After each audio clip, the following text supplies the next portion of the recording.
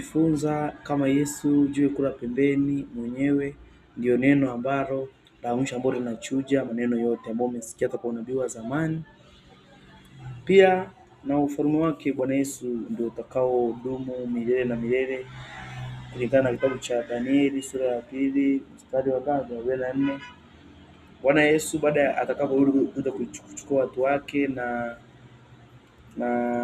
nchi mpya na mbingu mpya zitakapofanya nini?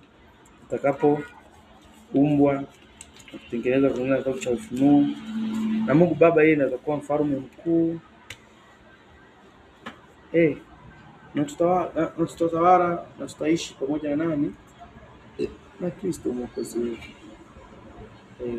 Kila mtu kupewa taji, kila mtu tunazidiana, huwezi kulingana na Yesu. Kila mtu kulingana na kazi aliyoifanya ndio atapewa taji.